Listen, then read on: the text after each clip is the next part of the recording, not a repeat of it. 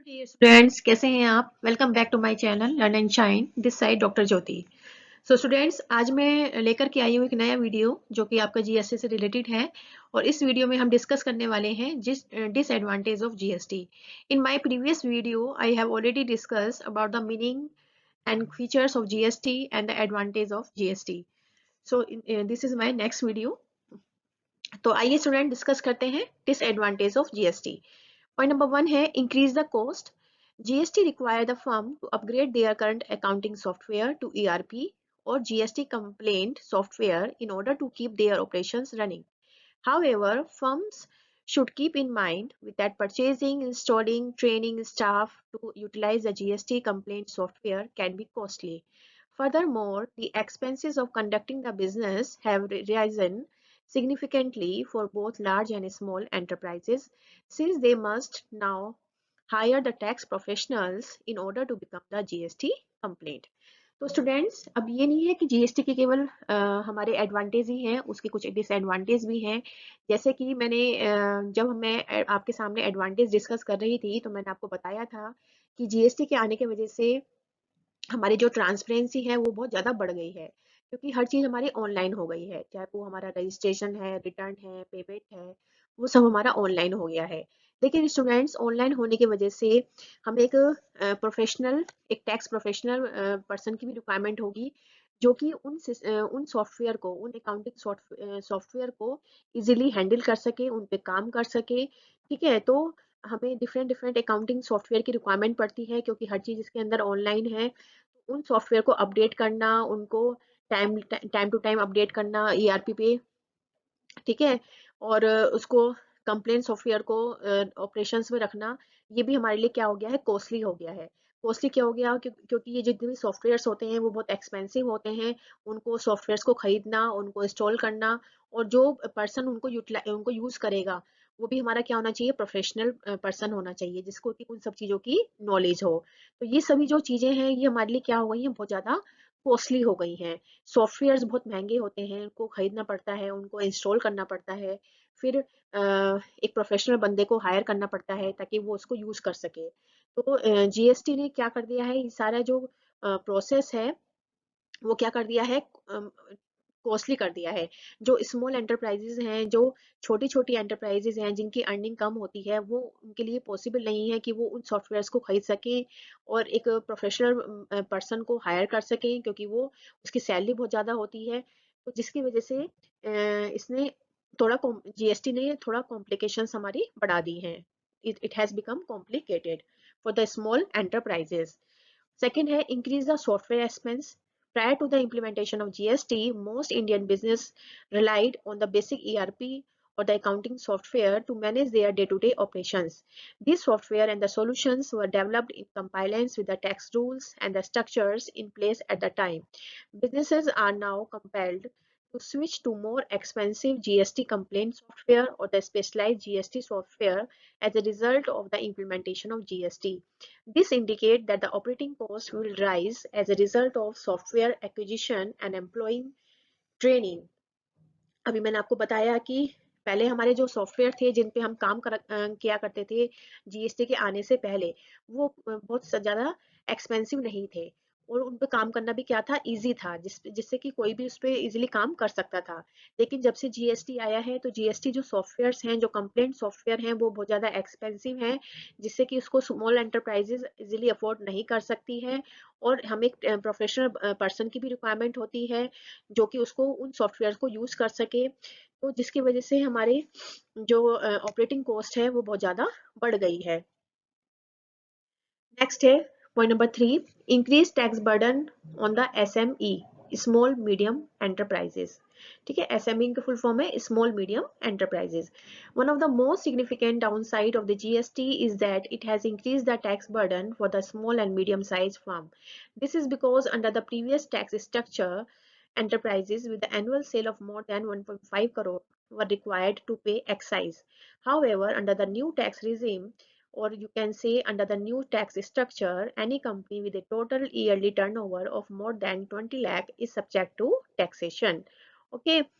This tax system, however, includes a composition scheme for the SME with a revenue of less than 1 crore, and the SME are simply required to pay 1% of their annual revenue under this system. However, if a company decides to take the advantage of this composition benefit, it cannot claim the input tax credit.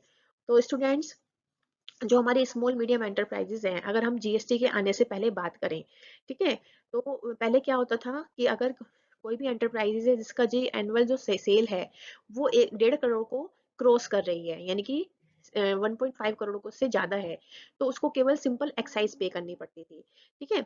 और लेकिन जब जब से हमारी GST I है तो उसमें क्या है, जो हमारे स्मॉल मीडियम एंटरप्राइजेज हैं वो कंपोजिशन स्कीम का बेनिफिट ले सकती हैं। कंपोजिशन मतलब उनको जीएसटी पे करने की रिक्वायरमेंट नहीं है, उनको केवल अपनी जो टोटल रेवेन्यू है, उनका जो एनुअल रेवेन्यू है उसका केवल 1% पे करना पड़ेगा। लेकिन उसमें कंडीशन क्या है कि फिर वो इनपुट टैक्स क्रेडिट क्लेम नहीं कर सकती हैं। कोई भी एंटरप्राइज अगर वो कंपोजिशन बेनिफिट का एडवांटेज ले रही है तो वो अपना इनपुट टैक्स क्रेडिट क्लेम नहीं कर सकती है। और कंपोजिशन स्कीम का बेनिफिट किसको मिलेगा, जिसकी जो जो रिवेन्यू है, जो एनुअल रिवेन्यू है वो 1 करोड़ से कम है, ठीक है। तो वही केवल कंपोजिशन स्कीम का बेनिफिट ले सकते हैं और उनको जीएसटी पे करने की रिक्वायरमेंट नहीं है, बल्कि वो टोटल अपना रिवेन्यू का 1% गवर्नमेंट को पे करेंगे, लेकिन वो इनपुट टैक्स क्रेडिट का बेनिफिट नहीं ले सकते हैं। तो ठीक है, तो ये जो टैक्स का जो बर्डन है, क्योंकि वो इनपुट टैक्स क्रेडिट क्लेम नहीं कर सकते हैं, तो जिसकी वजह से उन पे जो टोटल बर्डन होता है टैक्स का वो बढ़ गया है। ओके, तो ये हमारा था स्मॉल मीडियम एंटरप्राइजेस के ऊपर। उसके बाद है point number 4, difficult migration to online filing system. Since the implementation of the new tax system, practically every part of the tax has been handled online, from the registration to filing the tax return. With the advancement of the modern technology, organizations are gradually adapting digital solutions. However, such solutions for the teeny enterprises receive little attention. Although the government online system is increasingly convenient for the business owners, it is still has a steep learning curve that can be difficult for the small enterprises. तो students, मैंने अभी आपको बताया कि GST के आने के बाद चाहे वो हमारा रजिस्ट्रेशन है, चाहे वो हमारा रिटर्न है, चाहे वो हमारा पेमेंट है, चाहे वो हमारा ऑडिट है, वो सभी चीजें क्या हो गई हैं, ऑनलाइन पर आ चुकी हैं। तो जिसकी वजह से जो हमारे स्मॉल एंटरप्राइजेज हैं, है ना, तो वो उनके लिए थोड़ा इसको फॉलो करना मुश्किल है, क्योंकि वो पॉसिबल नहीं है कि वो क्योंकि ऑनलाइन करने के लिए उनको एक प्रोफेशनल पर्सन की भी रिक्वायरमेंट होगी जो उन सब चीज़ों को समझ सके, उनको उनको हायर करना पड़ेगा, उसको सैलरी पे करनी पड़ेगी। तो जो छोटी एंटरप्राइजेज है जिनकी अर्निंग इतनी ज़्यादा नहीं है कि वो उन सब का खर्चा उठा सके, ठीक है, तो उनके लिए ये मुश्किल हो गया है कि वो हर चीज़ अपना ऑनलाइन करें। Next step. Point number 5, compliance burden. Companies must now register with GST in all states where they operate under the new taxation regime. Business must issue the GST complaint invoice, keep electronic records, and file the return as a part of the registration procedure. The expenses all of these services has significantly raised the strain on the country's small and medium-sized businesses. Furthermore, numerous firms are finding it difficult to adjust to GST because all the Indian state infrastructure is not ready to embrace the e-governance. तो students, जो जैसा अभी बताया मैंने आपको कि सभी चीजें हमारी ऑनलाइन हो गई हैं, ठीक है। अगर कोई बिजनेस है, अगर कोई कंपनी है, वो डिफरेंट डिफरेंट स्टेट में ऑपरेट कर रही है, तो उसको हर स्टेट के अंदर अपने आप को क्या करवाना पड़ेगा, रजिस्टर करवाना पड़ेगा, ठीक है। और उसको जीएसटी कंप्लेन इनवॉइस रखने पड़ेंगे, इलेक्ट्रॉनिक रिकॉर्ड्स रखने पड़ेंगे, अपनी रिटर्न ऑनलाइन फाइल करनी पड़ेगी। तो ये सभी जो प्रोसेस है वो पूरा कॉम्प्लिकेटेड हो चुका है, ठीक है। और जो इसके जो एक्सपेंसेस हैं वो भी बहुत ज्यादा हमारे बढ़ गए हैं, क्योंकि हर चीज हमें ऑनलाइन रखनी पड़ रही है। तो और हमें सॉफ्टवेयर भी रखने पड़ेंगे, उसको अपग्रेड करने के लिए सारे सभी चीज़ों का रिकॉर्ड रखने के लिए हमें सॉफ्टवेयर भी रखने पड़ेंगे और उनको खरीदना भी पड़ेगा, उनको इंस्टॉल करना पड़ेगा, एक पर्सन भी हायर करना पड़ेगा, ठीक है। तो इन सब की जो एक्सपेंसेस हैं, इन सभी सर्विसेज की, वो हमारी बहुत ज़्यादा बढ़ गई हैं। और इसका जो मेन जो बर्डन है वो जो एसएमईज हैं, यानी कि स्मॉल मीडियम एंटरप्राइजेज है, वो उसको बियर नहीं कर पा रही है, ठीक है। जिसकी वजह से इसको पूरी तरह से इम्प्लीमेंट करने में काफ़ी तरह से प्रॉब्लम आ रही है। नेक्स्ट है loss in the real estate sector. The advent of the GST has had a significant impact on the real estate industry.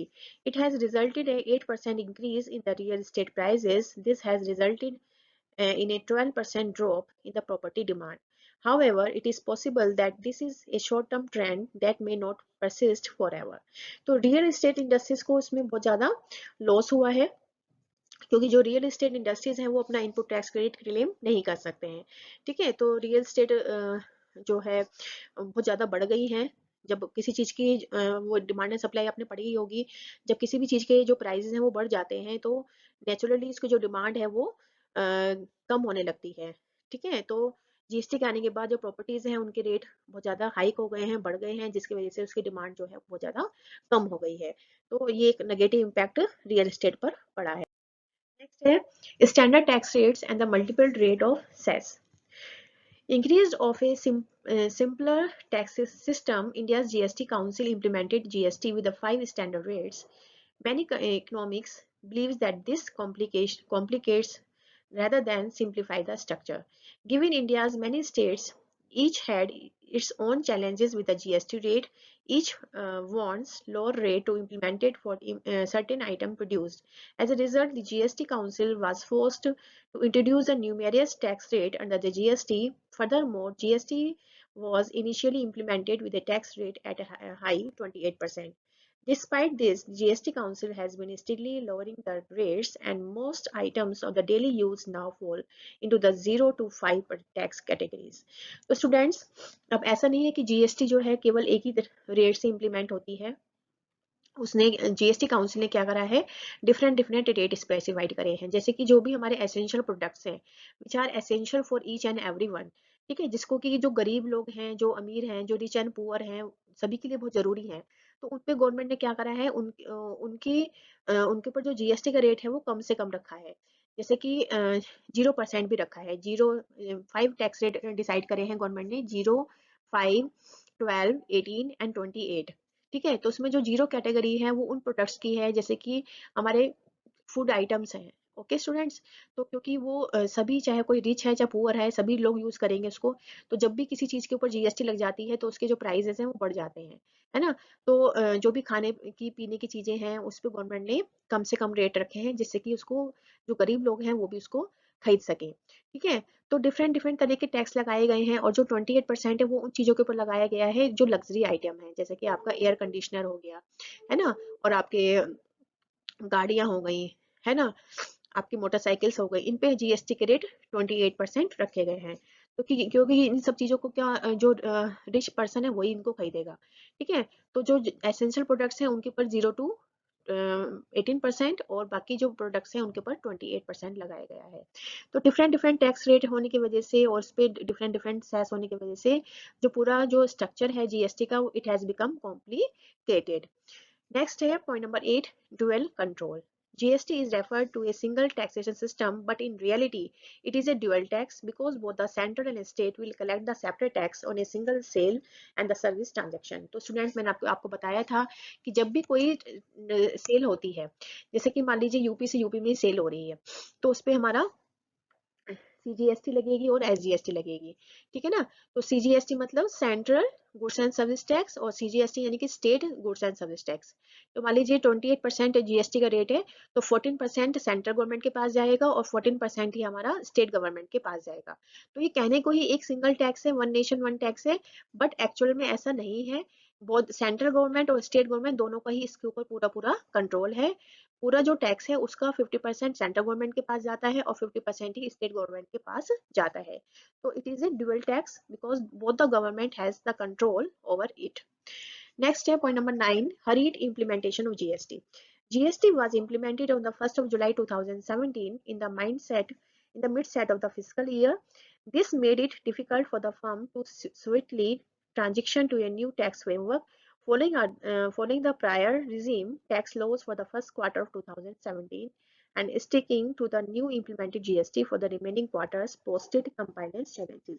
तो जीएसटी को स्टूडेंट्स इंप्लीमेंट करने में बहुत ज़्यादा जल्दीबाजी करी गई थी, जिसकी वजह से कोई भी जो इंडस्ट्री है, कोई भी जो फर्म है जो कि वो पुराने टैक्स रिजिम पर काम कर रही है, उसके लिए काफ़ी चैलेंजिंग हो गया था कि एकदम से पुराने टैक्स सिस्टम को छोड़ करके एकदम से नए टैक्स सिस्टम को अडॉप्ट करना। तो उनके लिए it has become quite challenged, उनके लिए काफ़ी चैलेंजिंग हो गया था नए सिस्टम को, नए जीएसटी को इम्प्लीमेंट करना। तो उसको इम्प्लीमेंट करने में काफ़ी ज़्यादा जल्दीबाजी की गई थी। Last point, income tax credit mismatch. As the tax guard changes, the first few occurrence of the application will result in the large tax paying at the outset. However, when the loop is activated, they will only be allowed to use the input tax credit in the later phases. With such in place, there would be an input tax credit mismatch during the initial application of GST tax. तो students, जैसे कि आपको पता ही है कि GST के अंदर हमें इनपुट टैक्स क्रेडिट मिलता है, बट मिलता तो है, लेकिन जब इसको इतनी जल्दीबाजी में इम्प्लीमेंट किया गया तो कुछ ट्रांजेक्शन हमारी ऐसी थी जिसपे कि इनपुट टैक्स क्रेडिट करने से वो हमारी छूट गई। तो स्टूडेंट्स, ये सभी 10 पॉइंट्स थे जो कि इसके डिसएडवांटेज थे। तो कोई भी जब नया सिस्टम इम्प्लीमेंट होता है या कोई भी नई स्कीम इम्प्लीमेंट होती है तो उसके कुछ एडवांटेज होते हैं और उसके कुछ डिसएडवांटेज भी स्टूडेंट्स होते ही हैं। तो ये सभी पॉइंट्स थे। आई होप कि आपको ये सारे पॉइंट्स अच्छे से समझ में आ गए होंगे। If you have any confusion in any point तो आप मुझे मेरे कमेंट सेक्शन में कमेंट कर सकते हैं और कोई भी टॉपिक पूछ सकते हैं। तो students, in the next video, I will discuss about the structure of GST. Okay, till then, take care, bye bye. And one request to all of you, please like and subscribe my channel so that मैं आपके लिए ऐसी नई नई video लेकर के आ सकूं।